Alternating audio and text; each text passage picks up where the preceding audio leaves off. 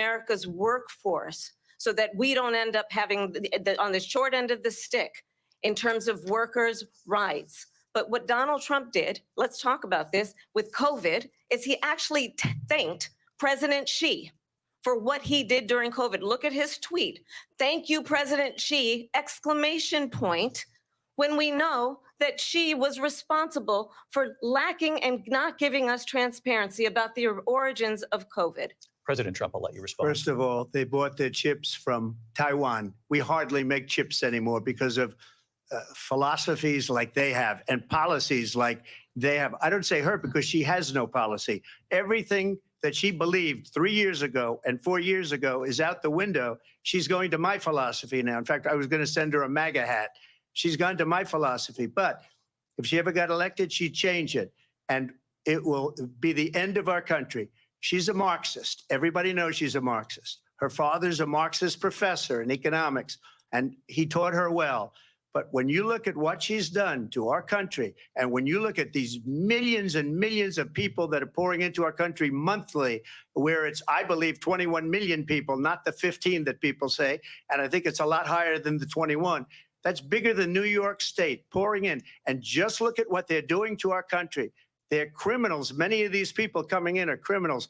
And that's bad for our economy, too. You know, you mentioned before, we'll talk about immigration later. Well, bad immigration is the worst thing that can happen to our economy. They have, and she has, destroyed our country with policy that's insane. Almost policy that you'd say they have to hate our country. President Trump, thank you. Lindsay? I want to turn to the issue of abortion. President Trump, you've often touted that you were able to kill Roe v. Wade. Last year, you said that you were proud to be the most pro-life president in American history. Then last month, you said that your administration would be great for women and their reproductive rights. In your home state of Florida, you surprised many with regard to your 6-week abortion ban because you initially had said that it was too short. And you said, quote, I'm going to be voting that we need more than 6 weeks. But then the very next day, you reversed course and said you would vote to support the 6-week ban. Vice President Harris says that women shouldn't trust you on the issue of abortion because you've changed your position so many times. Therefore, why should they trust you? Well, the reason I'm doing that vote is because the plan is, as you know, the vote is, they have abortion in the 9th month. They even have, and you can look at the governor of West Virginia, the previous governor of West Virginia, not the current governor, who's doing an excellent job, but the governor before, he said the baby will be born and we will decide what to do with the baby. In other words, we'll execute the baby. And that's why I did that, because that predominates, because they're radical. The Democrats are radical in that. And her vice presidential pick, which I think was a horrible pick, by the way, for our country, because he is really out of it. But her vice presidential pick says abortion in the 9th month is absolutely fine. He also says execution. He also says execution after birth. It's execution, no longer abortion, because the baby is born, is okay. And that's not okay with me, hence the vote.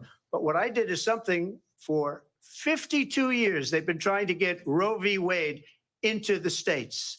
And through the genius and heart and strength of 6 Supreme Court justices, we were able to do that. Now, I believe in the exceptions for rape, incest, and life of the mother. I believe strongly in it. Ronald Reagan did also. 85% of Republicans do. Exceptions, very important. But we were able to get it, and now states are voting on it. And for the first time, you're going to see, look, this is an issue that's torn our country apart for 52 years. Every legal scholar, every Democrat, every Republican, liberal, conservative, they all wanted this issue to be brought back to the states where the people could vote. And that's what happened. Now, Ohio, the vote was somewhat liberal. Kansas, the vote was somewhat liberal, much more liberal than people would have thought. But each individual state is voting. It's the vote of the people now. It's not tied up in the federal government. I did a great service in doing it. It took courage to do it. And the Supreme Court had great courage in doing it. And I give tremendous credit to those 6 justices. There is no state in this country where it is legal to kill a baby after it's born. Madam Vice President, I want to get your response to President Trump. Well, as I said, you're going to hear a bunch of lies, and that's not actually a surprising fact. Let's understand how we got here. Donald Trump hand-selected 3 members of the United States Supreme Court with the intention that they would undo the protections of Roe v. Wade. And they did exactly as he intended. And now in over 20 states, there are Trump abortion bans, which make it criminal for a doctor or nurse to provide health care. In one state, it provides prison for life. Trump abortion bans that make no exception even for rape and incest, which understand what that means. A survivor of a crime of violation to their body does not have the right to make a decision about what happens to their body next. That is immoral. And one does not have to abandon their faith or deeply held beliefs to agree. The government, and Donald Trump certainly, should not be telling a woman what to do with her body. I have talked with women around our country. You want to talk about this is what people wanted? Pregnant women who want to carry a pregnancy to term, suffering from a miscarriage, being denied care in an emergency room because the healthcare providers are afraid they might go to jail, and she's bleeding out in a car in the parking lot. She didn't want that. Her husband didn't want that. A 12 or 13-year-old survivor of incest being forced to carry a pregnancy to term. They don't want that.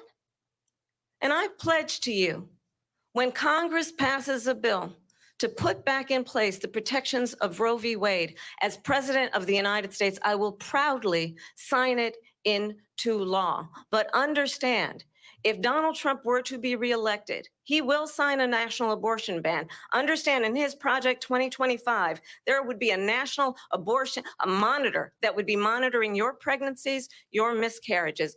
I think the American people believe that certain freedoms, in particular the freedom to make decisions about one's own body, should not be made by the government. Thank you, Vice President Harris. Well, there she goes again. It's a lie. I'm not signing a ban, and there's no reason to sign a ban because we've gotten what everybody wanted. Democrats, Republicans, and everybody else, and every legal scholar wanted it to be brought back into the states, and the states are voting. And it may take a little time, but for 52 years, this issue has torn our country apart, and they've wanted it back in the states. And I did something that nobody thought was possible. The states are now voting.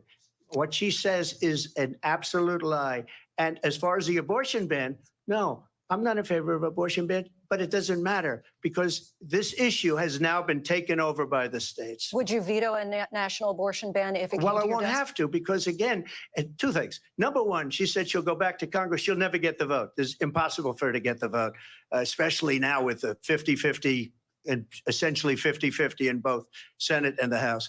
She's not going to get the vote. She can't get the vote. She won't even come close to it. So it's just talk. You know what it reminds me of? When they said they're going to get student loans terminated, and it ended up being a total catastrophe. The student loans, and then her, I think probably her boss, if you call him a boss, he spends all his time on the beach. But look, her boss went out and said, we'll do it again. We'll do it a different way. And he went out, got rejected again by the Supreme Court. So all these students got taunted with this whole thing about this whole idea and how unfair that would have been. Part of the reason they lost to the millions and millions of people that had to pay off their student loans. They didn't get it for free, but they were saying it's the same way that they talked about that they talk about abortion. But if I could just get a yes or no, because your running mate, J.D. Vance, has said that you would veto it if it did come to your desk. Well, I didn't discuss it with J.D. In all fairness, J.D. And I don't mind if he has a certain view, but I think he was speaking for me, but I really didn't. Look, we don't have to discuss it because she'd never be able to get it, just like she couldn't get student loans. They couldn't get student loans. They didn't even come close to getting student loans. They taunted young people and a lot of other people that had loans. They can never get this approved. So it doesn't matter what she says about going to Congress. So wonderful. Let's go to Congress, do it. But the fact is that for years, they wanted to get it out of Congress and out of the federal government. And we did something that everybody said couldn't be done. And now you have a vote of the people on abortion. Vice President Harris, I want to give you your time to respond, but I do want to ask, would you support any restrictions on a woman's right to an abortion? I absolutely support reinstating the protections of Roe v. Wade. And as you rightly mentioned, nowhere in America is a woman carrying a pregnancy to term and in asking for an abortion. That is not happening. It's insulting to the women of America. And understand what has been happening under Donald Trump's abortion bans. Couples who pray and dream of having a family are being denied IVF treatments. What is happening in our country? Working people, working women who are working 1 or 2 jobs, who can barely afford childcare as it is, have to travel to another state to get on a plane sitting next to strangers to go and get the health care she needs. Barely can afford to do it. And what you are putting her through is unconscionable. And the people of America have not, the majority of Americans believe in a woman's right to make decisions about her own body. And that is why in every state where this issue has been on the ballot, in red and blue states both, the people of America have voted for freedom. Vice President Harris, Excuse me, I thank have you. to respond. Another lie. It's another lie. I have been a leader on IVF, which is fertilization. The IVF, I have been a leader.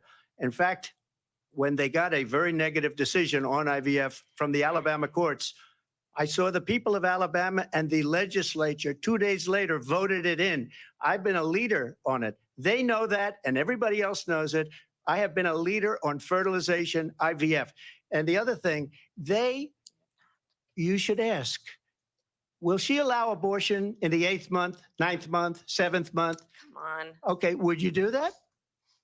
Why don't you ask her that question? Why don't you That's answer the problem. question? Would you Answer the veto? question. Roe v. Answer Wade, the question. Would you veto? You could do abortions in the 7th month, the 8th month, the 9th That's month, not true. and probably after birth. Just look at the governor, former governor of Say Virginia. no then. The governor of Virginia said, we put the baby aside and then we determine what we want to do with the baby. Keep them President Trump, thank comfortable. you. We're going to turn now to immigration and border security. We know it's an issue that's important to Republicans, Democrats, voters across the board in this country.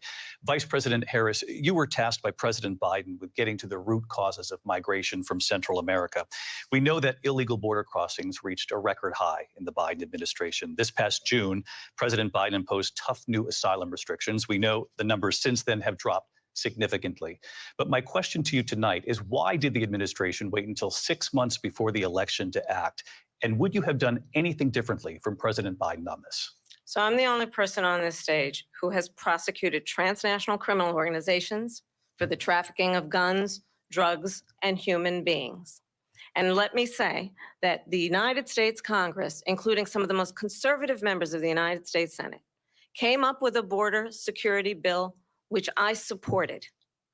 And that bill would have put 1,500 more border agents on the border to help those folks who are working there right now overtime, trying to do their job. It would have allowed us to stem the flow of fentanyl coming into the United States. I know there are so many families watching tonight who have been personally affected by the surge of fentanyl in our country.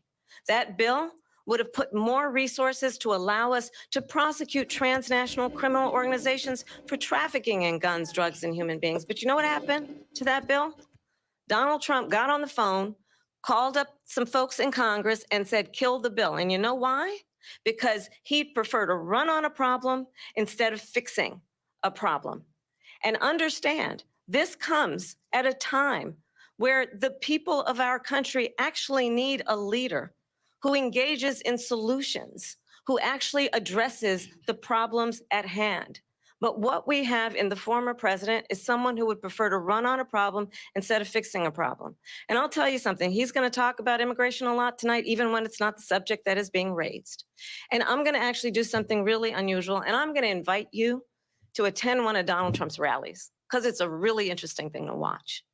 You will see during the course of his rallies, he talks about fictional characters like Hannibal Lecter. He will talk about windmills cause cancer. And what you will also notice is that people start leaving his rallies early out of exhaustion and boredom. And I will tell you, the one thing you will not hear him talk about is you. You will not That's hear why him they talk keep about your filling needs, stadiums. your dreams, and your desires. And I'll tell you, I believe you deserve a president who actually puts you first. And I pledge to you that I will. Vice President Harris, thank you. President Trump, on that point, I want to get your response. Well, I would like to respond. Let me just ask, though, why did you try to kill that bill, and successfully so? That would have put thousands of additional agents and officers on the border. First, let me respond as to the Please. rallies. She said people start leaving. People don't go to her rallies. There's no reason to go. And the people that do go, she's bussing them in and paying them to be there and then showing them in a different light. So she can't talk about that. People don't leave my rallies. We have the biggest rallies, the most incredible rallies in the history of politics. That's because people want to take their country back. Our country is being lost. We're a failing nation. And it happened 3.5 years ago. And what's going on here, you're going to end up in World War III, just to go into another subject. What they have done to our country by allowing these millions and millions of people to come into our country, and look at what's happening to the towns all over the United States. And a lot of towns don't want to talk. It's not going to be Aurora or Springfield. A lot of towns don't want to talk about it because they're so embarrassed by it. In Springfield, they're eating the dogs, the people that came in. They're eating the cats. They're eating the pets of the people that live there. And this is what's happening in our country. And it's a shame. As far as rallies are concerned, as far as the reason they go is they like what I say. They want to bring our country back. They want to make America great again. It's a very simple phrase, make America great again. She's destroying this country. And if she becomes president, this country doesn't have a chance of success. Not only success, we'll end up being Venezuela on steroids. I just want to clarify here. You bring up Springfield, Ohio, and ABC News did reach out to the city manager there. He told us there have been no credible reports of specific claims of pets being harmed, injured, or abused by individuals within the immigrant community. Well, I've seen people on television. Let me just say These are here, traps. The people on television They say trap my Trump dog with was this shit. taken and People on used his for side. food. So maybe he said that, and maybe that's a good Yeah. thing to say for a city manager. I'm not taking this from But the television. people are I'm on taking it from television the city saying their manager. dog was eaten by the people that went there. Again, To be Springfield fair, city who manager calls says their there's no senator evidence of that. before Vice calling the President Harris, police I'll let you about their respond to dog the rest of being what eaten? You talk about extreme. I'm saying this is sabotage. This is, I think, one of the reasons why These in kinds of this stories. election, Same thing with I the actually boxer have from the Olympics. endorsement Sabotage. of 200 Republicans who have formerly worked with President Bush, Mitt Romney, and John McCain, including the endorsement of former Vice President Dick Cheney and Congress member Liz Cheney. And if you want to really know the inside track on who the former president is, if he didn't make it clear already, just ask people who have worked with him. His former chief of staff, a 4-star general, has said he has contempt for the Constitution of the United States. His former national security advisor has said he is dangerous and unfit. His former Secretary of Defense has said the nation, the republic, would never survive another Trump term. And when we listen to this kind of rhetoric, when the issues that affect the American people are not being addressed, I think the choice is clear in this election. President Trump, I'll give you a quick minute to respond Yeah. here. Thank you. Because when I hear that, see, I'm a different kind of a person. I fired most of those people. Not so graciously. They did bad Get 'em, things get or a 'em. bad job. I fired them. They never fired one person. They didn't fire anybody having to do with Afghanistan and the Taliban and the 13 people who's were just killed, viciously and violently killed. And I got to know the parents and the family. They didn't fire. They should have fired all those generals, all those top people, because that was one of the most incompetently handled situations anybody has ever seen. So when somebody does a bad job, I fire him. And you take a guy like Esper, he was no good, I fired him. So he writes a book. Another one writes a book, because with me, they can write books. With nobody else can they? But they have done such a poor job, and they never fire anybody. Look at the economy. Look at the inflation. They didn't fire any of their economists. They have the same people. That's a good way not to have books written about you. But That's why they're just cronies. to finish, I got more votes They're than cronies, any Republican in 'cause they never history get fired. by far. In fact, I got more votes than any president, sitting president in history by far. Let me continue on immigration. It was what you wanted to talk about earlier. So let's get back to your deportation proposal that the vice president has reacted to as well. President Trump, you call this the largest domestic deportation operation in the history of our country. You say you would use the National Guard. You say if things get out of control, you'd have no problem using the U.S. With local military. police, yes. You also said you would use local police. How would you deport 11 million undocumented immigrants? I know you believe that number is much higher. Take us through this. What does this look like? Will authorities be going door to door in this country? Yeah, it is much higher because of them. They allowed criminals, many millions of criminals. They allowed terrorists. They allowed common street criminals. They allowed people to come in, drug dealers to come into our country. And they're now in the United States and told by their countries like Venezuela, don't ever come back or we're going to kill you. Do you know that crime in Venezuela and crime in countries all over the world is way down? You know why? Because they've taken their criminals off the street and they've given them to her to put into our country. And this will be one of the greatest mistakes in history for them to allow.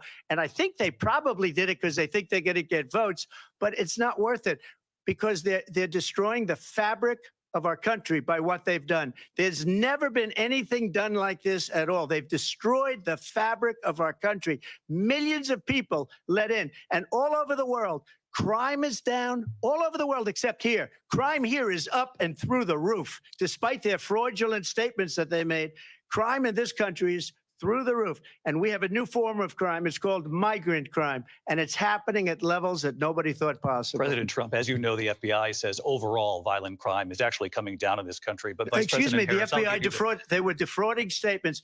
They didn't include the worst cities. They didn't include the cities with the worst crime. It was a fraud. Just like their number of 818,000 jobs that they said they created turned out to be a fraud. President Trump, thank you. I'll let you respond, Vice President Harris. Well, I think this is so rich coming from someone who has been prosecuted for national security crimes, economic crimes, election interference, has been found liable for sexual assault, and That makes his no next sense. big You court can't be appearance liable is in for a November crime. at his own criminal sentencing.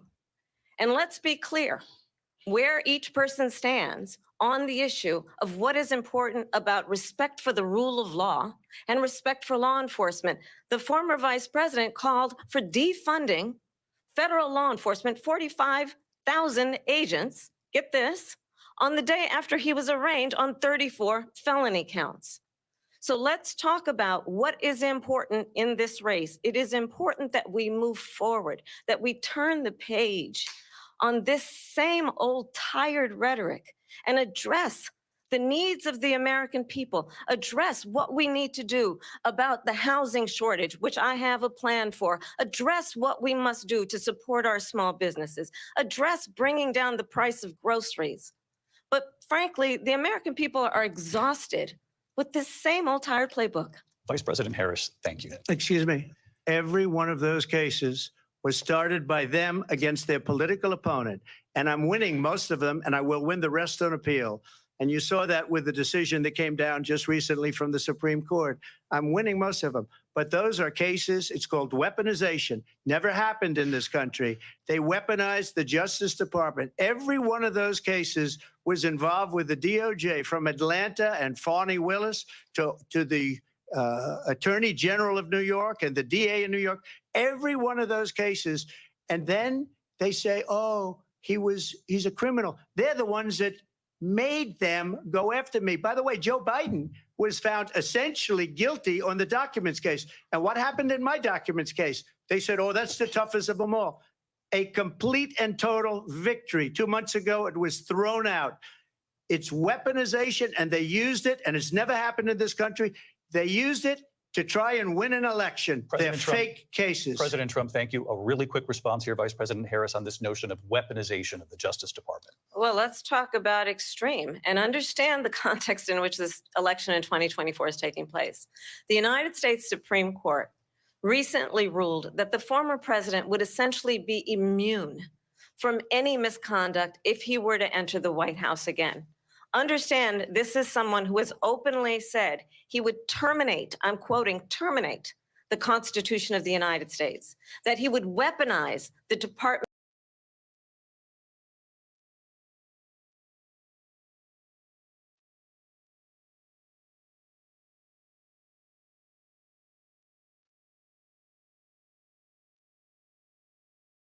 guardrails, because certainly we know now the court won't stop him. We know J.D. Vance is not going to stop him.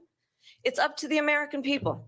Vice President stop Harris, him. thank you. Lindsay? Vice President Harris, in your last run for president, We got to This is the continue one here. that weaponized, not me. She weaponized. I probably took a bullet to the head because of the things that they say about me. They talk about democracy. I'm a threat to democracy. They're the threat to democracy President with a fake Trump, Russia investigation We do have a lot to that get. went nowhere. We have a lot to get to. Lindsay? Vice President Harris, in your last run for president, you said you wanted to ban fracking. Now you don't. You wanted mandatory government buyback programs for assault weapons. Now your campaign says you don't. You supported decriminalizing border crossings.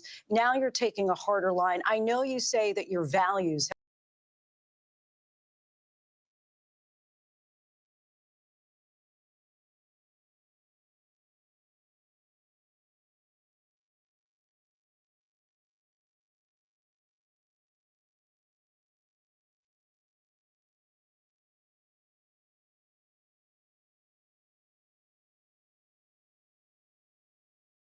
Opened new leases for fracking. My position is that we have got to invest in diverse sources of energy so we reduce our reliance on foreign oil. We have had the largest increase in domestic oil production in history because of an approach that recognizes that we cannot over-rely on foreign oil. As it relates to my values, let me tell you, I grew up a middle-class kid raised by a hardworking mother who worked and saved and was able to buy our first home when I was a teenager. The values I bring to the importance of home ownership, knowing not everybody got handed $400 million on a silver platter and then filed bankruptcy 6 times, is a value that I bring to my work to say we are going to work with the private sector and home builders to increase 3 million homes, increased by 3 million homes by the end of my first term. My work that is related to having a friend when I was in high school who was sexually assaulted by her stepfather.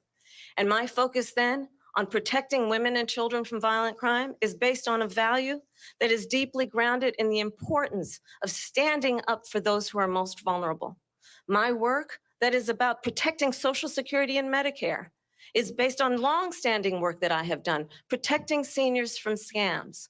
My values have not changed. And what is important is that there is a president who actually brings values and a perspective that is about lifting people up and not beating people down and name calling.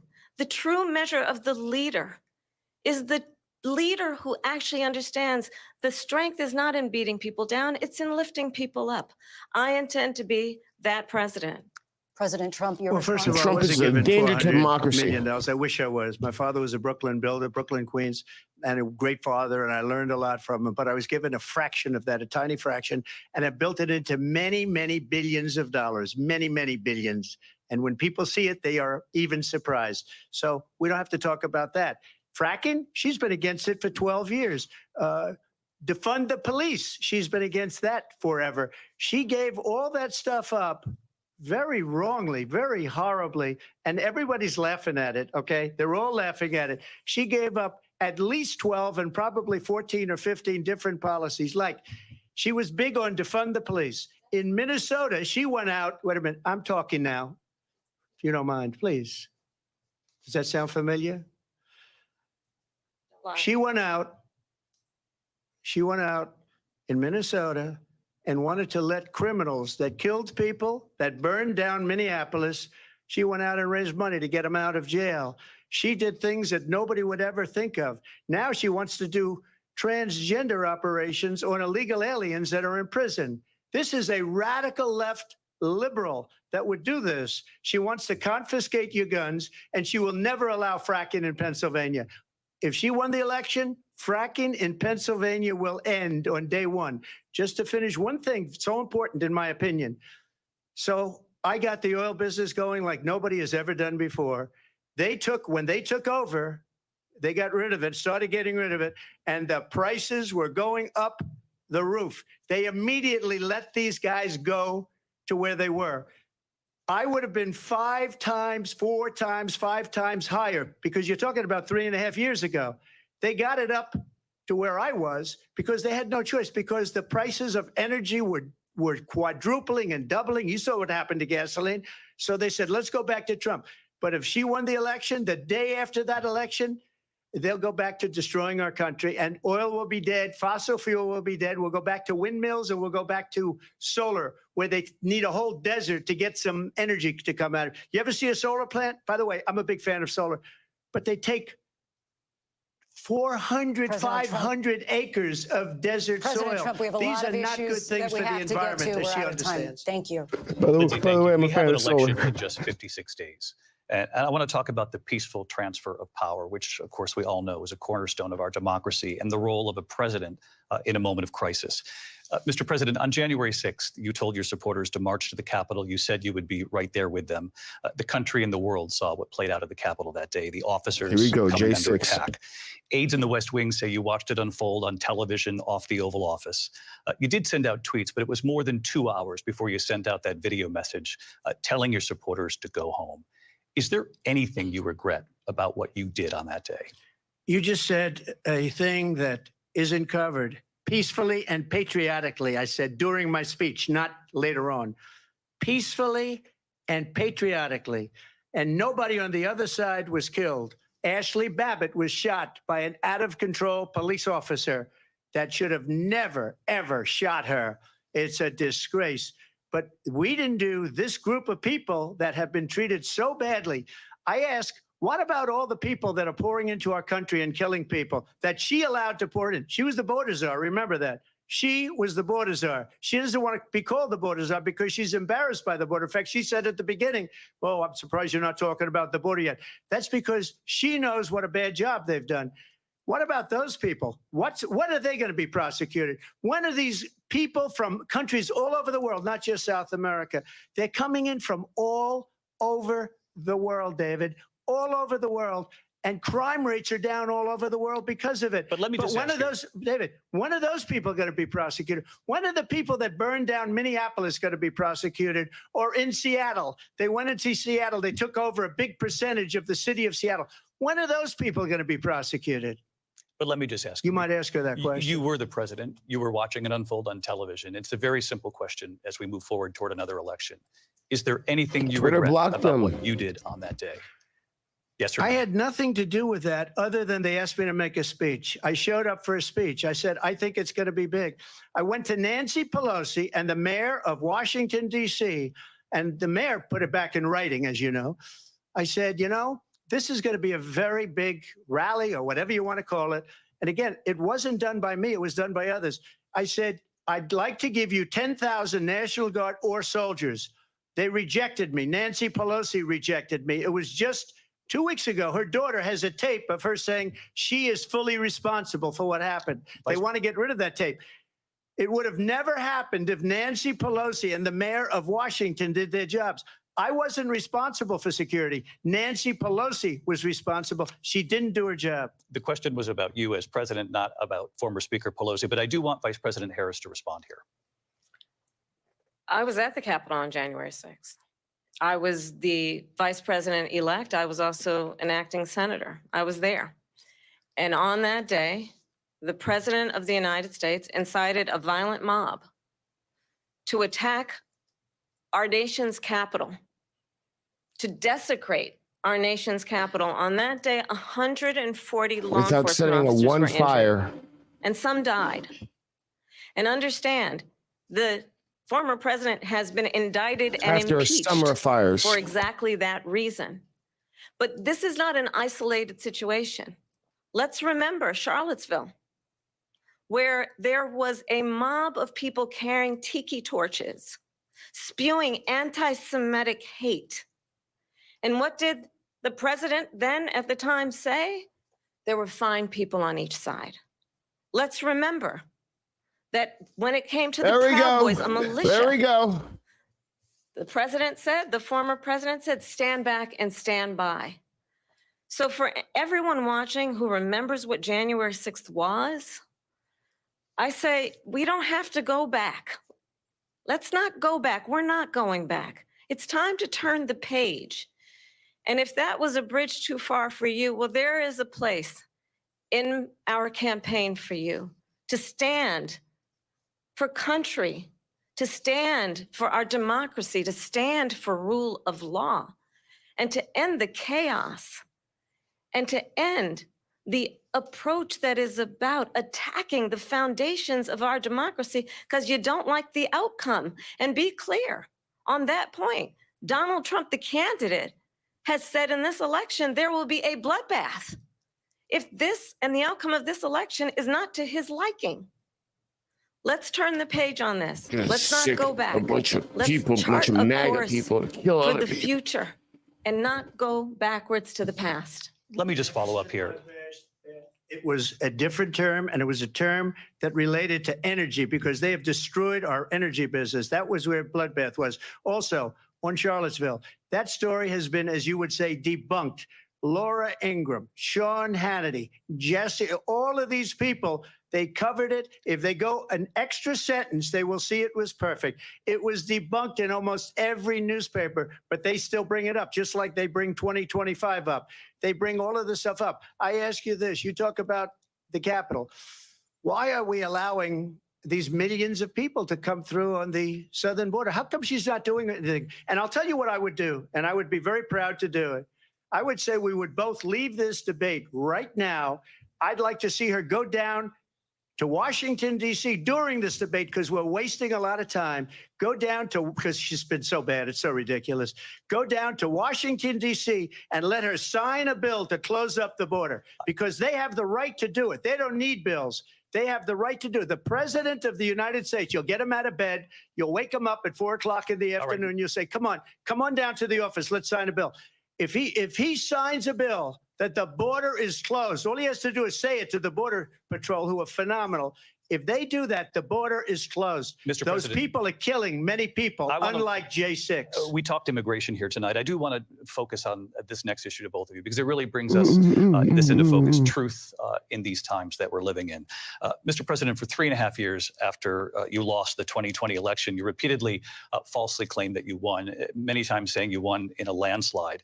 In the past couple of weeks leading up to this debate, you have said, quote, you lost by a whisker, that you, quote, didn't quite make it, that you came up a little bit short. I said that? Are you now acknowledging that you lost in 2020? No, I don't acknowledge that at all. But I you said did that say that. sarcastically. But You know those- that. It was said, oh, we lost by a whisker. That was said sarcastically. Look, there's so much proof. All you have to do is look at it. And they should have sent it back to the legislatures for approval. I got almost 75 million votes, the most votes any sitting president That's has right, yeah. ever gotten. I was told if I got 63, which was what I got in 2016, you can't be beaten. The election, people should never be thinking about an election as fraudulent. We need two things. We need walls, and we have to have it. We have to have borders, and we have to have good elections. Our elections are bad. And a lot of these illegal immigrants coming in, they're trying to get them to vote. They can't even speak English. They don't even know what country they're in practically. And these people are trying to get them to vote. And that's why they're allowing them to come into our country. I did watch all of these pieces of video. I didn't detect the sarcasm, lost by a whisker. We didn't quite make it. And we should just point out here as clarification, and you know this, you and your allies, 60 cases in front of many judges, many of them No judge Republican, looked at it. and said there They was said no we didn't have widespread fraud. standing. That's the other thing. They said we didn't have standing, a technicality. Can you imagine a system where a person in an election doesn't have standing? The president of the United States doesn't have standing. 26 That's states how don't we have standing. lost. If you look at the facts, and I'd love to have you'll do a special on it. I'll show you Georgia, and I'll show you Wisconsin, and I'll show you Pennsylvania, and I'll show you.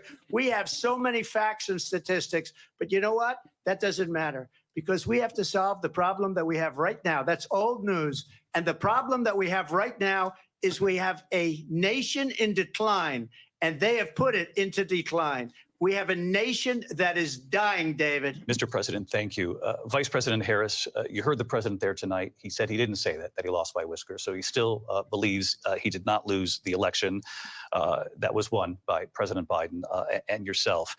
But I do want to ask you about something that's come up in the last couple of days. This was a post from President Trump about this upcoming election just weeks away. He said, when I win, those people who cheated, and then he lists donors, voters, election officials, he says will be prosecuted to the fullest extent of the law, which will include long-term prison sentences. One of your campaign's top lawyers responded saying, "We won't let Donald Trump intimidate us. We won't let him suppress the vote." Is that what you believe he's trying to do here? Donald Trump was fired by 81 million people. So let's be clear about that. And clearly, he is having a very difficult time processing that. But we cannot afford to have a president of the United States who attempts, as he did in the past, to upend the will of the voters in a free and fair election. And I'm going to tell you that I have traveled the world as vice president of the United States, and world leaders are laughing at Donald Trump. I have talked with military leaders, some of whom worked with you, and they say you're a disgrace. And when you then talk in this way in a presidential debate and deny what over and over again are court cases you have lost because you did, in fact, lose that election, it leads one to believe that perhaps we do not have in the candidate to my right the temperament or the ability to not be confused about fact. That's deeply troubling, and the American people deserve better. I'll give you 1 minute to respond, Mr. President. Let me just tell you about world leaders.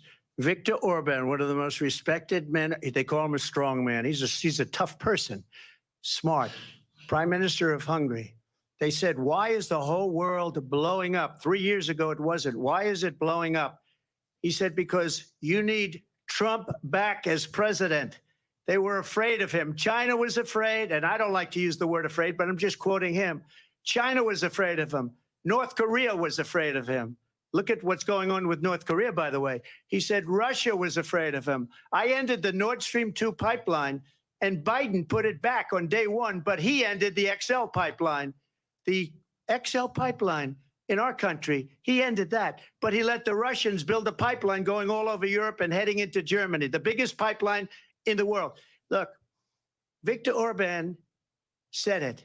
He said the most respected, most feared person is Donald Trump. We had no problems when Trump was president, but when this weak, pathetic man that you saw at a debate just a few months ago, that if he weren't in that debate, he'd be running instead of her. She got no votes. He got 14 million votes. What you did, you talk about a threat to democracy.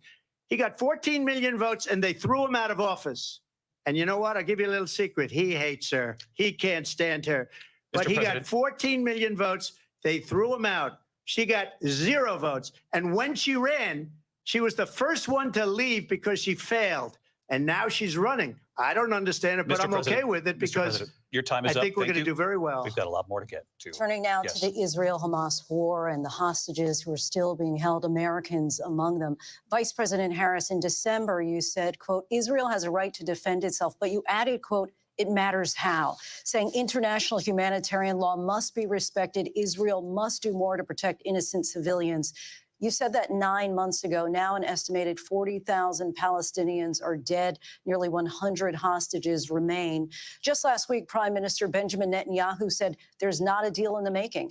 President Biden has not been able to break through the stalemate. How would you do it? Well, let's understand how we got here.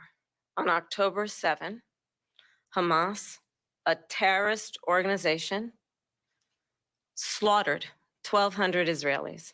Many of them young people who were simply attending a concert. Women were horribly raped.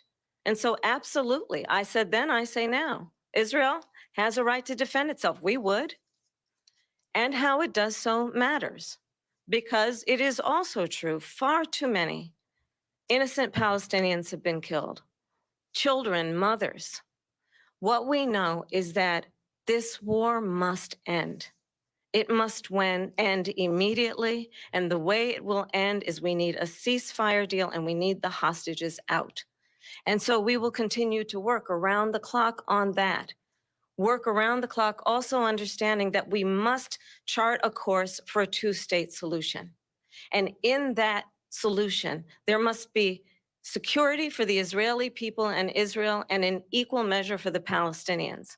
But the one thing I will assure you always, I will always give Israel the ability to defend itself, in particular as it relates to Iran and any threat that Iran and its proxies pose to Israel.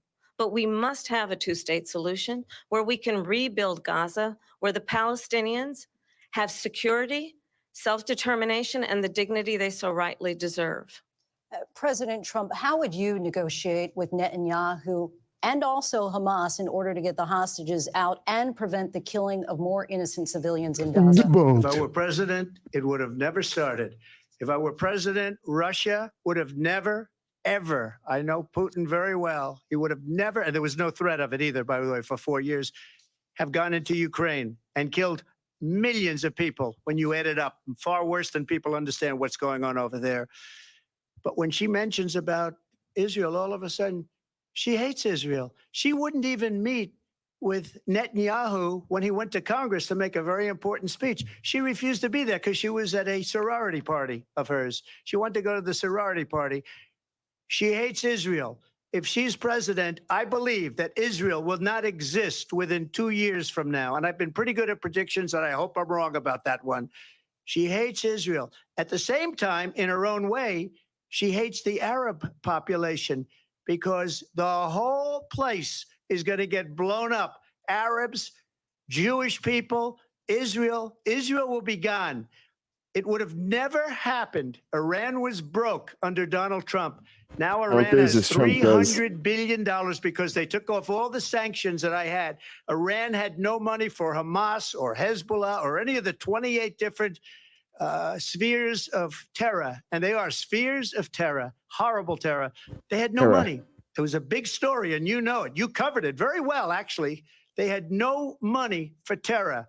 They were broke. Now they're a rich nation, and now what they're doing is they're spreading that money around.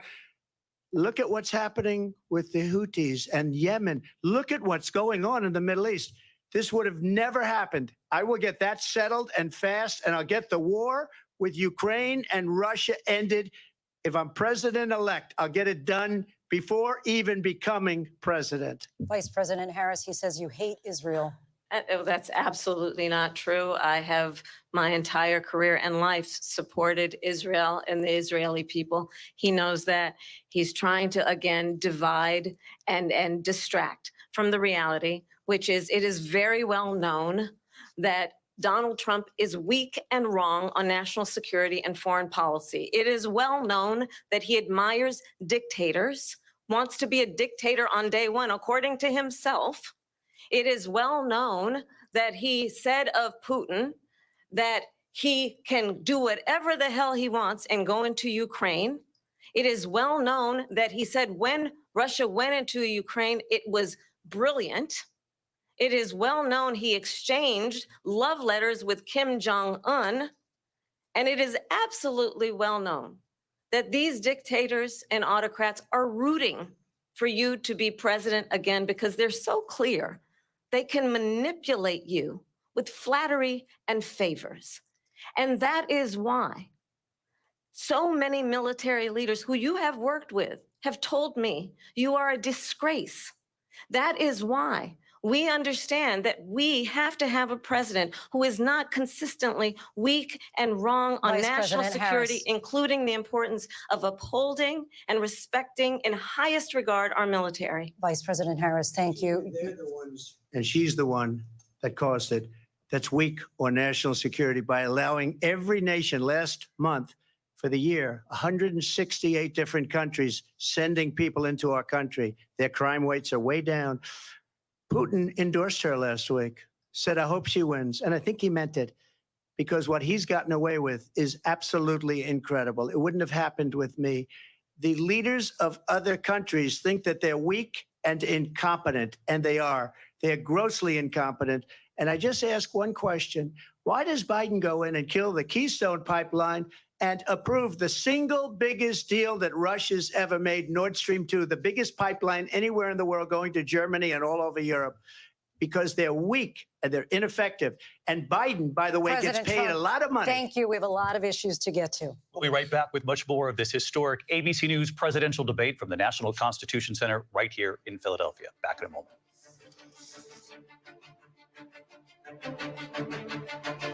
Look at that. The ABC News presidential debate will continue after this. See it. Can you hear the fan? No, all right. So Welcome to that the best season audio of the year. gate is Football. working.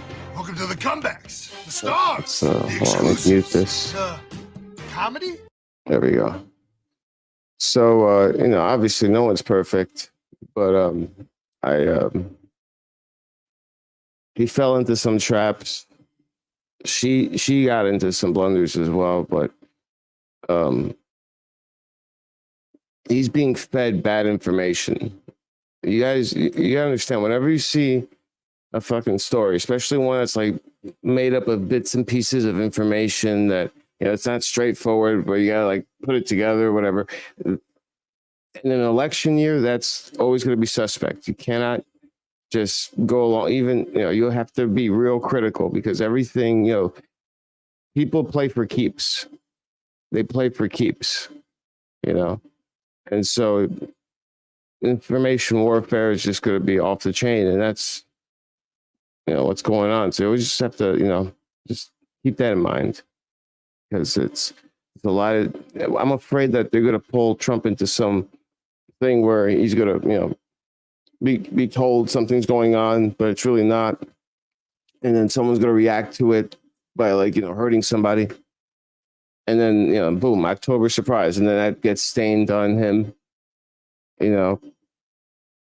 So I want to prevent that. I want to make sure that doesn't happen, however possible. But I'm afraid it would.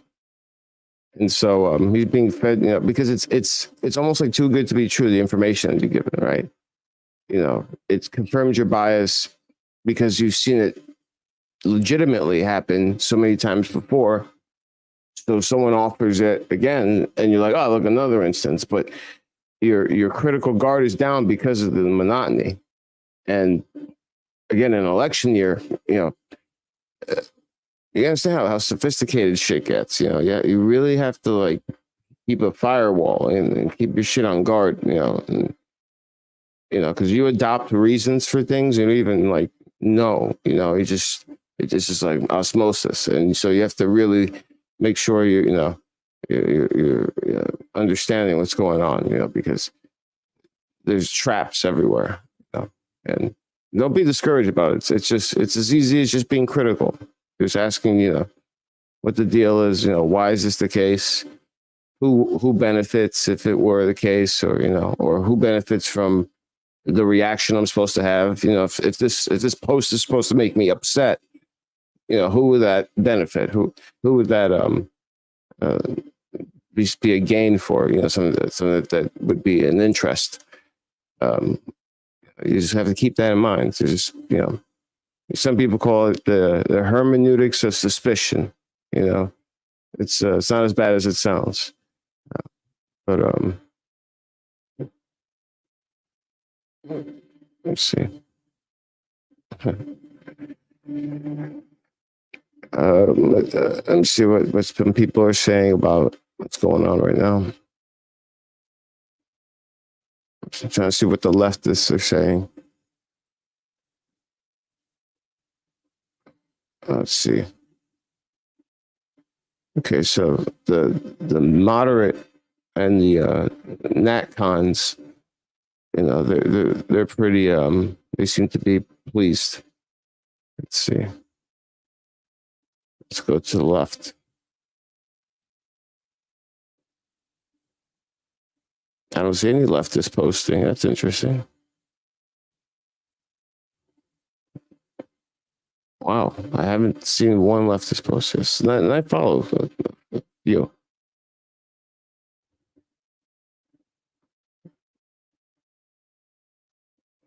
That fucking announcer or anchor or whatever you call him. He's almost like borderline NPR, like a mixture of like a voice that doesn't want to wake up a baby, mixed with like condescension. That's NPR.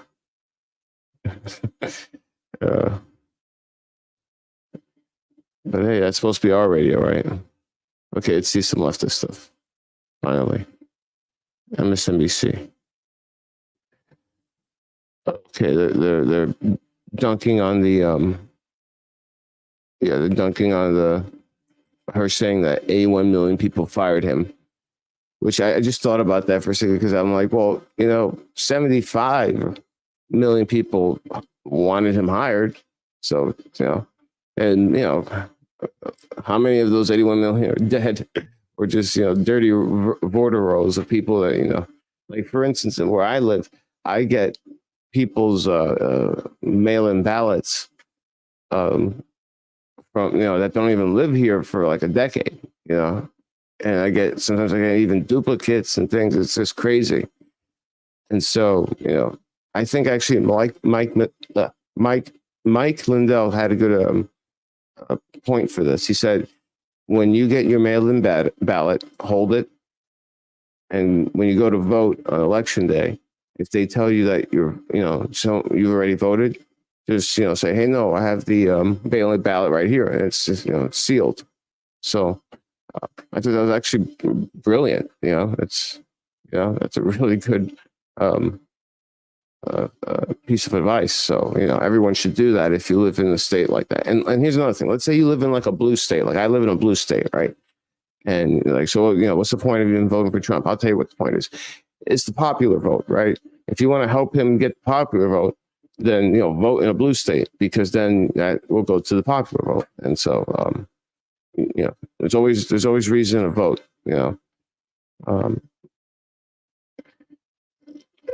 and also, you see, Trump. It's really simple. Trump is just the end of a party system, right? So until now, there's been 6 party systems in American history, and the last one began around the late 70s and early 80s. Especially with starting with like Reagan, really. And essentially the party system is the power structure. It's like almost like the people that create the what do you call it, the Overton window. They're like the gatekeepers. They're like the and so essentially these are neoliberal elites. And globalist is another term you could use for them, I guess. But essentially they're neoliberal elites, right? And what Trump is, it's a challenge to that. And so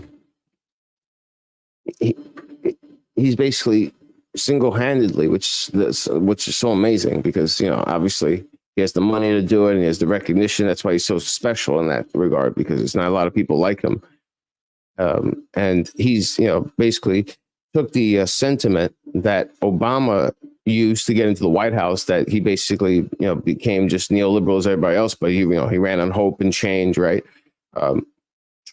Trump, took that wave, that sentiment, and made it actual. It realized, and so since 2015 since 2016, the landscape has been shifting, and what's the political scientists, they call it like a disalignment. Oh shit! Fuck. I talk too much shit. Rules and norms, which is the importance of sovereignty and territorial integrity.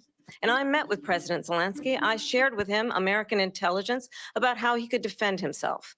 Days later, I went to NATO's eastern flank, to Poland and Romania.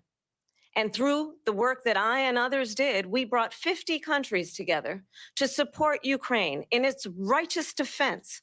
And because of our support, because of the air defense, the ammunition, the artillery, the javelins, the Abrams tanks that we have provided, Ukraine stands as an independent and free country. If Donald Trump were president, Putin would be sitting in Kyiv right now.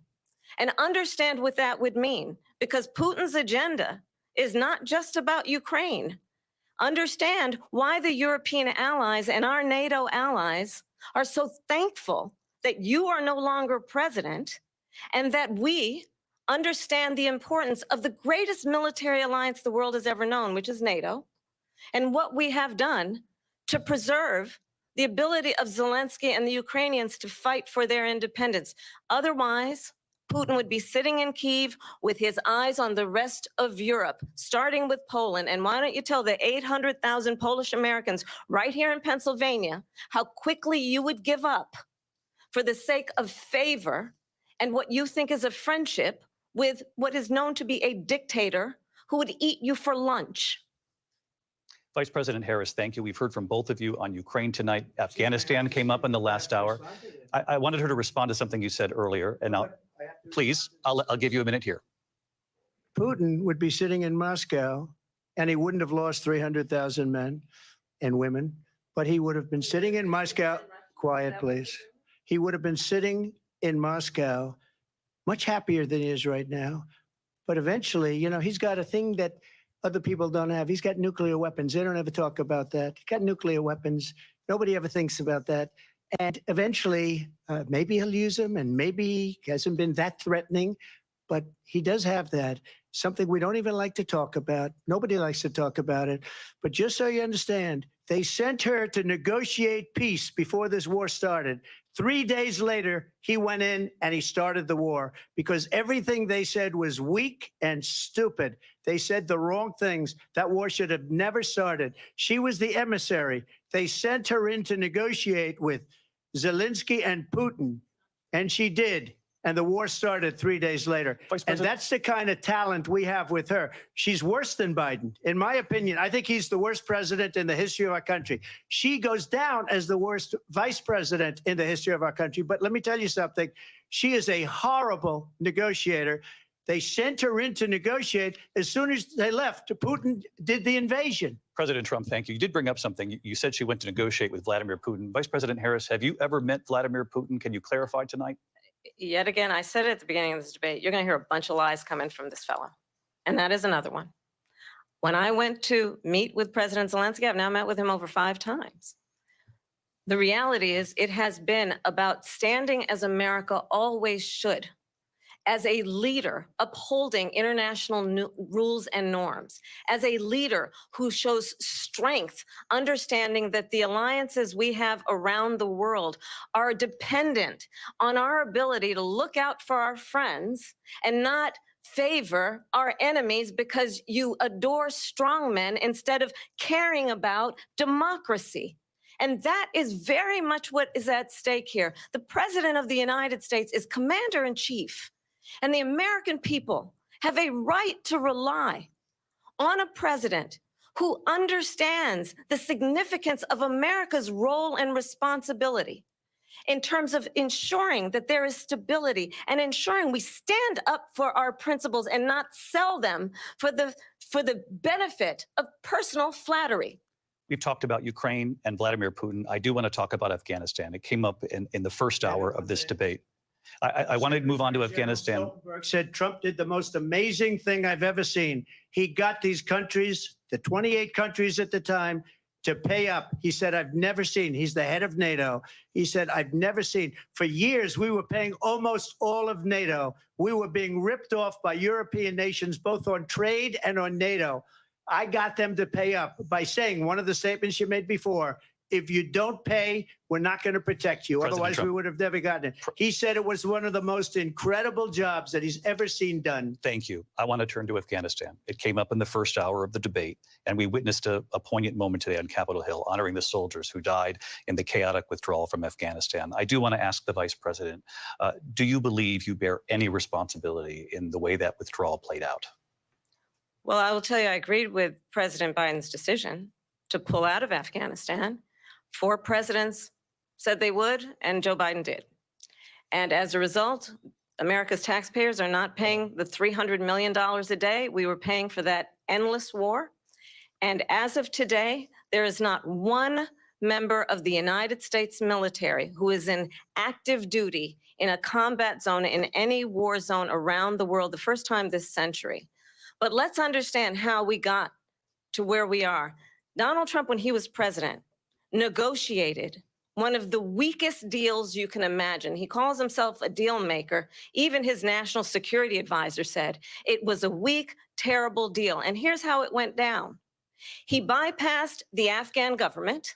He negotiated directly with a terrorist organization called the Taliban.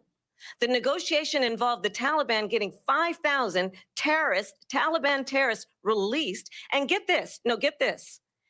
And the president at the time invited the Taliban to Camp David, a place of storied significance for us as Americans, a place where we honor the importance of American diplomacy, where we invite and receive respected Let's put some world drag queens in leaders. it. And this former president, as president, invited them to Camp David because he does not again appreciate the role and responsibility of the President of the United States to be commander in chief with a level of respect. And this gets back to the point of how he has consistently disparaged and demeaned members of our military, fallen soldiers, and the work that we must do to uphold the strength and the respect of the United States of America around the world. Vice President Harris, thank you. President Trump, your response to her saying that you began the negotiations with thank the you. Taliban. So if you take a look at that period of time, the Taliban was killing our soldiers, a lot of them, with snipers. And I got involved with the Taliban because the Taliban was doing the killing. That's the fighting force within Afghanistan. They don't bother doing that because, they deal with the wrong people all the time. But I got involved. And Abdul is the head of the Taliban. He is still the head of the Taliban. And I told Abdul, don't do it anymore. You do it anymore, you're going to have problems. And he said, why do you send me a picture of my house? I said, you're going to have to figure that out, Abdul. And for 18 months, we had nobody killed. We did have an agreement negotiated by Mike Pompeo. It was a very good agreement. The reason it was good, we were getting out. We would have been out faster than them, but we wouldn't have lost the soldiers. We wouldn't have left many Americans behind, and we wouldn't have left $85 billion worth of brand new, beautiful military equipment behind. And just to finish, they blew it. The agreement said you have to do this, and they didn't do it.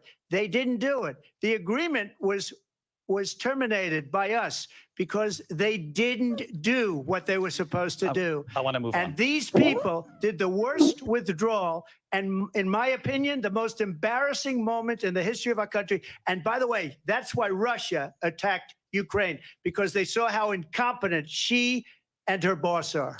President Trump, thank you. I want to move on now to race and politics in this country. Mr. President, you recently said of Vice President Harris, quote, I didn't know she was black until a number of years ago when she happened to turn black, and now she wants to be known as black. I want to ask a bigger picture question here tonight. Why do you believe it's appropriate to weigh in on the racial identity of your opponent? I don't, and I don't care. I don't care what she is. I don't care. You make a big deal out of something. I couldn't care less. Whatever she wants to be is okay with me. But those were your words. So I'm I asking. don't know. I don't know. I mean, all I can say is I read where she was not black, that she put out, and I'll say that. And then I read that she was black, and that's okay. Either one was okay with me. That's up to her. That's up to her. Vice President Harris, your thoughts on this? I think honestly, I think it's a tragedy that we have someone who wants to be president who has consistently, over the course of his career, attempted to use race to divide the American people. I do believe that the vast majority of us know that we have so much more in common than what separates us, and we don't want this kind of approach that is just constantly trying to divide us, and especially by race. And let's remember how Donald Trump started. He was land, he owned buildings, and he was investigated because he refused to rent property to Black families. Let's remember, this is the same individual who took out a full-page ad in the New York Times calling for the execution of 5 young Black and Latino boys who were innocent, the Central Park 5. Took out a full-page ad calling for their execution. This is the same individual who spread birther lies about the first Black president of the United States. And I Obama think the isn't American black. people want better than that, want better than this, want someone who understands, as I do, I travel our country, We see in each other a friend. We see in each other a neighbor. We don't want a leader who is constantly trying to have Americans point their fingers at each other.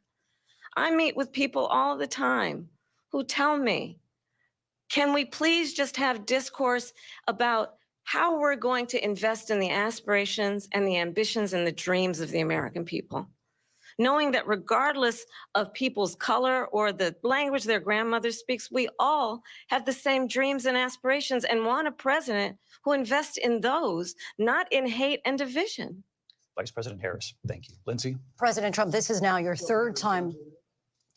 This is the most divisive presidency in the history of our country. There's never been anything like it. They're destroying our country, and they come up with things like what she just said, going back many, many years, when a lot of people, including Mayor Bloomberg, agreed with me on the Central Park Five. They admitted, they said, they pled guilty. And I said, well, if they pled guilty, they badly hurt a person, killed a person ultimately. And if they pled guilty, then they pled, we're not guilty. But this is a person that She has to didn't. stretch She back wasn't killed. years, 40, 50 years ago, because there's nothing now. I built one of the greatest economies in the history of the world, and I'm going to build it again. It's going to be bigger, better, and stronger. But they're destroying our economy. They have no idea what a good economy is. Their oil policies, every single policy. And remember this, she is Biden. You know, she's trying to get away from Biden. I don't know the gentleman, she says. She is Biden. The worst inflation we've ever had, a horrible economy because inflation has made it so bad, Mr. and she President, can't get away with that. Thank you. Your time is up. I Lindsay? want to respond to that, though. I want to just respond briefly. Clearly, I am not Joe Biden, and I am certainly not Donald Trump. And what I do offer is a new generation of leadership for our country. One who believes She's 60 in years what old. is possible, one who brings a sense of optimism about what we can do instead of always disparaging the American people.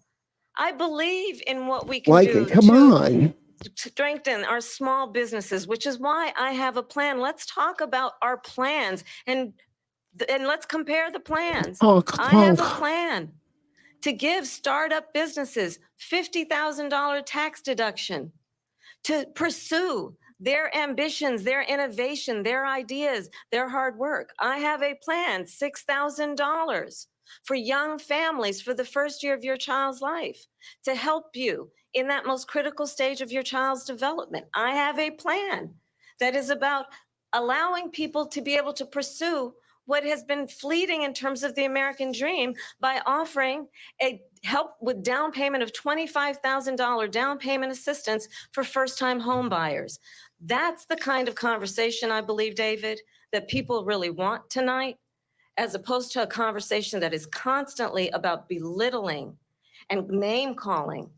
Let's turn the page Vice President and move Harris, forward. thank you. Let's turn to policy. President Let's turn Trump, back we to have policy. to move on. President Trump, Let's turn to policy, She has please. a plan to defund the police. She has a plan to confiscate everybody's gun. President Trump, She we has do a have to plan move to on to not other allow issues. fracking in Pennsylvania or anywhere else. Okay. Thank you, That's Mr. what her President. plan is until just recently. I just need Lindsay, to go ahead. respond President because Trump- the President former Trump- president has No, said I'm something sorry. twice that I need to No, respond to. I'm sorry. I We're just gonna need to move on, respond Vice one President time Harris. to what he has President said Trump, this multiple is times. now your Yes. third time running for president. You have long vowed to repeal. When are they and gonna replace talk the about Affordable inflation? Care Act, also known as Obamacare. You have failed to accomplish that. You now say you're going to keep Obamacare, quote, unless we can do something much better.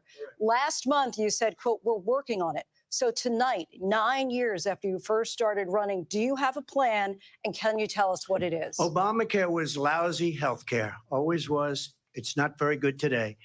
And what I said, that if we come up with something, and we are working on things, we're going to do it and we're going to replace it. But remember this, I inherited Obamacare because Democrats wouldn't change it. They wouldn't vote for it. They were unanimous. They wouldn't vote to change it. If they would have done that, we would have had a much better plan than Obamacare. But the Democrats came up, they wouldn't vote for it. I had a choice to make when I was president. Do I save it and make it as good as it can be, never going to be great, or do I let it rot? And I felt I had an obligation, even though politically it would have been good to just let it rot and let it go away. I decided, and I told my people, the top people, and they're very good people. I have a lot of good people in that administration. We read about the bad ones. We had some real bad ones too, and so do they. They have really bad ones. The difference is they don't get rid of them. But let me just explain. I had a choice to make. Do I save it and make it as good as it can be, or do I let it rot? And I saved it. I did the right thing, but it's still never going to be great, and it's too expensive for people. And what we will do is we're looking at different plans. If we can come up with a plan that's going to cost our people, our population, less money and be better health care than Obamacare, then I would absolutely do it. But until then, I'd run it as good as it can be run. So just a yes or no, you still do not have a plan. I have concepts of a plan. I'm not president right now. But if we come up with something, I would only change it if we come up with something that's better and less expensive. And there are concepts and options we have to do that. And you'll be hearing about it in the not too distant future. Vice President Harris, in 2017, you supported Bernie Sanders' proposal to do away with private insurance and create a government-run healthcare system. 2 years later, you proposed a plan that included a private insurance option. What is your plan today? Well, first of all, I absolutely support, and over the last 4 years as vice president, private healthcare options. But what we need to do is maintain and grow the Affordable Care Act. But I'll get to that, Lindsay. I just need to respond to a previous point that the former president has made. I've made very clear my position on fracking. And then this business about taking everyone's guns away. Tim Walz and I are both gun owners. We're not taking anybody's guns away. So stop with the continuous lying about this stuff. As it relates to the Affordable Care Act, understand, just look at the history to know where people stand. When Donald Trump was president, 60 times he tried to get rid of the Affordable Care Act. 60 times. I was a senator at the time when I will never forget the early morning hours when it was up for a vote in the United States Senate. And the late, great John McCain, who you have disparaged as being, you don't like him, you said at the time, because he got caught. He was an American hero. The late, great John McCain, I will never forget that night, walked onto the Senate floor and said, no, you don't. No, you don't. No, you don't get rid of the Affordable Care Act. You have no plan. And what the Affordable Care Act has done is eliminate the ability of insurance companies to deny people with pre-existing conditions. I don't have to tell the people watching tonight, you remember what that was like? Remember when an insurance company could deny if a child had asthma, if someone was a breast cancer survivor, if a grandparent had diabetes? And thankfully, as I've been vice president and we over the last 4 years have strengthened the Affordable Care Act, we have allowed for the first time Medicare to negotiate drug prices on behalf of you, the American people. Donald Trump said he was going to allow Medicare to negotiate drug prices. He never did. We did. And now we have capped the cost of insulin at $35 a month. Since I've been vice president, we have capped the cost of prescription medication for seniors at $2,000 a year. And when I am president, we will do that for all people, understanding that the value I bring to this is that access to health care should be a right and not just a privilege of those who can afford it. And the plan has to be to strengthen the Affordable Care Act, not get rid of it. Vice Pass this President prologue Harris, in thank terms you. of where Donald Trump stands on that. I want to move to an issue Well, that's important for a She lot made a of mistake. At number one, John McCain fought Obamacare for 10 years. But it wasn't only him. It were all of the Democrats that kept it going. And you know what? We can do much better than Obamacare, much less money. But she won't improve private insurance for people, private medical insurance. That's another thing she doesn't want to get. President People Trump- are paying privately for insurance that have worked hard and made money, and they want to have private. She wants everybody to be on government insurance where you wait 6 months for an operation that you need immediately. President Trump, thank you. We have another issue that we'd like to get to that's important for a number of Americans, in particular younger voters, and that's climate change. President Trump, with regard to the environment, you say that we have to have clean air and clean water. Vice President Harris, you call climate change an existential threat. The question to you both tonight is, what would you do to fight climate change? And Vice President Harris, we'll start with you. 1 minute for you each. Well, the former president had said the climate change is a hoax. And what we know is that it is very real. You ask anyone who lives in a state who has experienced these extreme weather occurrences who now is either being denied home insurance or it's being jacked up. You ask anybody who has been the victim of what that means in terms of losing their home, having nowhere to go. We know that we can actually deal with this issue. The young people of America care deeply about this issue. And I am proud that as vice president over the last 4 years, we have invested $1 trillion in a clean energy economy while we have also increased domestic gas production to historic levels. We have created over 800,000 new manufacturing jobs while I have been vice president. We have invested in clean energy to the point that we are opening up factories around the world. Donald Trump said he was going to create manufacturing jobs. He lost manufacturing jobs. And I'm also proud to have the endorsement of the United Auto Workers and Sean Fain, who also know that part of building a clean energy economy includes investing in American-made products, American automobiles. It includes growing what we can do around American manufacturing and opening up auto plants, not closing them like happened under Donald Trump. Vice President Harris, thank you. That didn't happen under Donald Trump. Let me just tell you, they lost 10,000 manufacturing jobs this last month. It's going, they're all leaving. They're building big auto plants in Mexico, in many cases owned by China. They're building these massive plants, and they think they're going to sell their cars into the United States because of these people. What they have given to China is unbelievable. But we're not going to let that. We'll put tariffs on those cars so they can't come into our country, because they will kill the United Auto Workers and any auto worker, whether it's in Detroit or South Carolina or any other place. What they've done to business and manufacturing in this country is horrible. We have nothing because they refuse. You know, Biden doesn't go after people because supposedly China paid him millions of dollars. He's afraid to do it. Between him and his son, they get all this money from Ukraine. They get all this money from all of these different countries. And then you wonder, why is he so loyal to this one, that one, Ukraine, China? Why is he? Why did he get $3.5 million from the mayor of Moscow's wife? Why did she pay him $3.5 million? This is a crook. ABC News presidential debate will continue after this.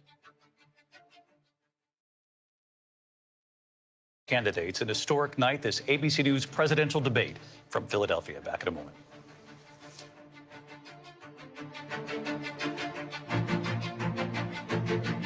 The ABC News presidential debate will continue after this.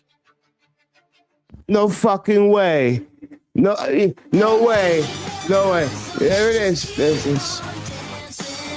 I have someone that I would like to Fuck out of here. introduce you That's to. fucking bullshit. Well, hello, Joe. I'm sorry I'm for so yelling. excited. We got a lot of living to do. Life should be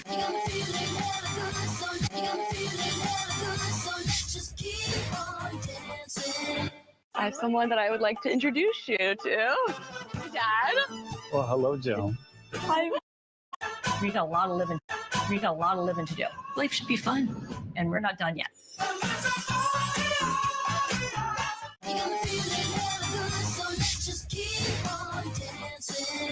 I have someone that I would like to introduce you to. Dad. Well, hello, Joe. I'm so excited. We got a lot of living to do. Life should be fun, and we're not done yet.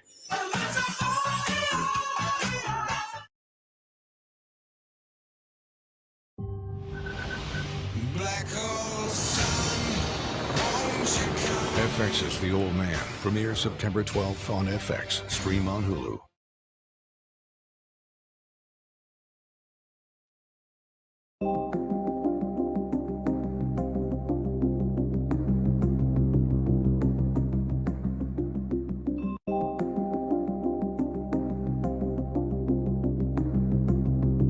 So Trump starts talking about how Biden gets money from the Russians, and they cut him off and turn it into a commercial. Wow.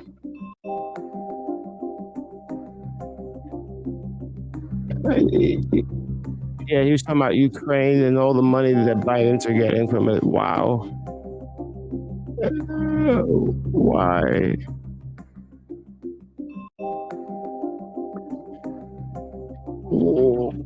I'm watching the last few seconds before they cut off. Or Wow. So it goes from talking tariffs on China.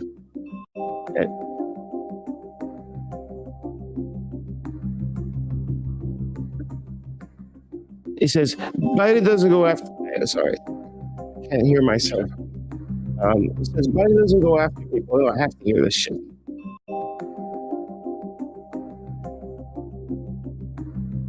It said China paid him millions of dollars. He's afraid to do it.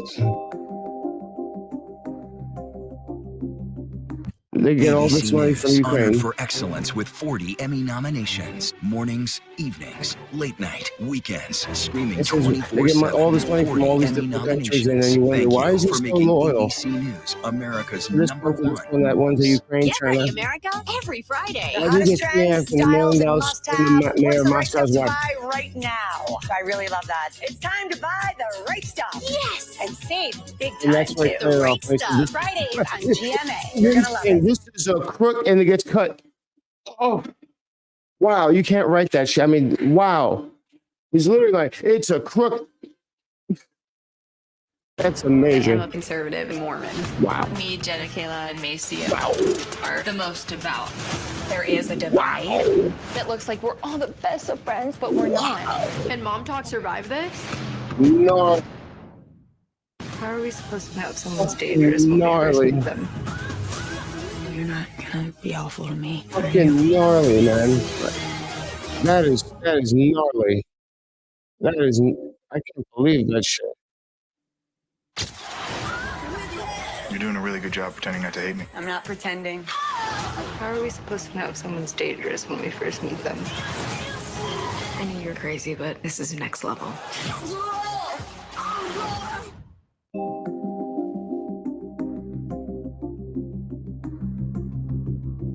And this is not an ad. It just cut off in the middle of him talking about Russia and Biden's connection, the money he was getting from Ukraine. Wow, man. When he said, this is a corrupt, and they just cut him. And they put all these stupid fucking commercials of the housewives and whatever. I mean, this is amazing. Look, like, it's as if, like, I mean, this is amazing. You know, ABC owned through Disney, owned by China. So the minute he's bringing up China and Russia and all the money he's getting from these countries, cut him. That's amazing. That's amazing. That is utterly amazing. I'm trying to find people saying things about it. Live from the National Constitution Center in Philadelphia, Pennsylvania. Here again, David Muir and Lindsay Davis. Welcome back tonight. The time has come for closing statements. And Vice President Harris, we begin with you. So I think you've heard tonight two very different visions for our country. One that is focused on the future, and the other. Now what's going on?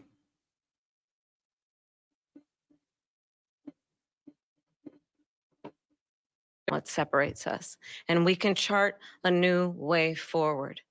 And a vision of that includes having a plan, understanding the aspirations, the dreams, the hopes, the ambition of the American people, which is why I intend to create an opportunity economy, investing in small businesses, in new families, in what we can do around protecting seniors, what we can do that is about giving hardworking folks a break and bringing down the cost of living. I believe in what we can do together that is about sustaining America's standing in the world and ensuring that we have the respect that we so rightly deserve, including respecting our military and ensuring we have the most lethal fighting force in the world. I will be a president that will protect our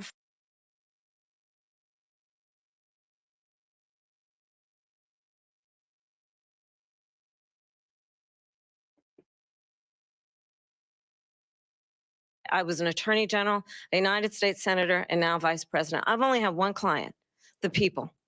And I'll tell you, as a prosecutor, I never asked a victim or a witness, are you a Republican or a Democrat? The only thing I ever ask them, are you okay? And that's the kind of president we need right now. Someone who cares about you and is not putting themselves first. I intend to be a president for all Americans and focus on what we can do over the next 10 and 20 years to build back up our country by investing right now in you, the American people. Vice President Harris, thank you. President Trump? So she just started by saying she's going to do this, she's going to do that, she's going to do all these wonderful things. Why hasn't she done it? She's been there for 3.5 years. They've had 3.5 years to fix the border. They've had 3.5 years to create jobs and all the things we talked about. Why hasn't she done it? She should leave right now, go down to that beautiful White House, go to the Capitol, get everyone together and do the things you want to do, but you haven't done it and you won't do it because you believe in things that the American people don't believe in. You believe in things like we're not going to frack. We're not going to take fossil fuel. We're not going to do things that are going to make this country strong, whether you like it or not. Germany tried that, and within 1 year, they were back to building normal energy plants. We're not ready for it. We can't sacrifice our country for the sake of bad vision. But I just ask one simple question. Why? So that all happened for me, where he cut off right where he talks about the money Biden's getting from Ukraine and Moscow. I don't see anyone else talking about it. Any idea what's going on? We have wars going on in the Middle East. We have wars going on with Russia and Ukraine. We're going to end up in a third world war, and it'll be a war like no other because of nuclear weapons, the power of weaponry. I rebuilt our entire military. She gave a lot of it away to the Taliban. She gave it to Afghanistan. What these people have done to our country, and maybe toughest of all, is allowing millions of people to come into our country. Many of them are criminals, and they're destroying our country. The worst president, the worst vice president in the history of our country. President Trump, thank you. And that is our ABC News presidential debate from here in Philadelphia at the National Constitution Center. I'm Lindsay Davis. And I'm David Muir. Thank you for watching here in the U.S. and all over the world, and from all of us here at ABC News. Good night. Yeah, so I don't know why. I don't see anyone else talking about this. Live on ABC with our Yes, I don't see what's going on with that. I can't hear myself talk when I'm talking. That makes no fucking sense. I guess maybe just for the people that are watching it from ABC, maybe, because, I mean, if you were here, you saw it, right? When he's talking about money that Biden was getting from Moscow and from China and all this, and just cut him off in the middle of him saying this is a corrupt system or corrupt regime or whatever. And I don't know why anyone else isn't talking about it. I mean, could it be that in some states they did that, in some other states they didn't? So I live in a blue state and they did that in a blue state. Everyone else is in a red state, so they don't see it. I don't know. I don't see anyone talking about it.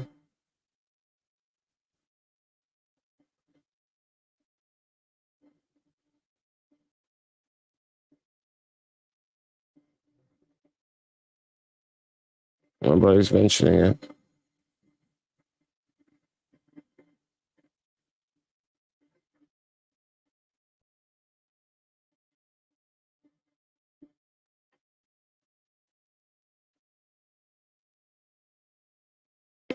Yeah, I mean, I guess that only happened here then. What you gotta do? Well, I don't think this debate moved the needle, really. I think it, for all it cut one way, it cut the other way. You know, like double-edged sword. So it's just, I don't think it moved the needle at all in terms of independents. I don't see much change from them. Some of them maybe, but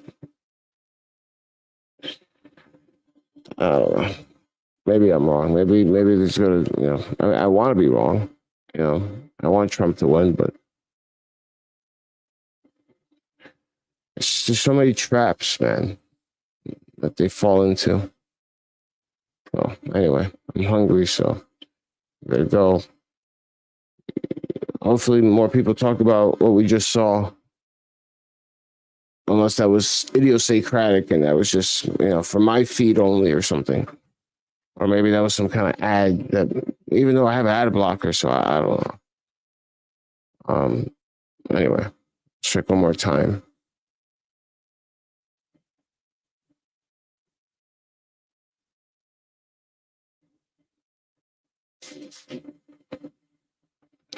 I don't see anyone talking about it.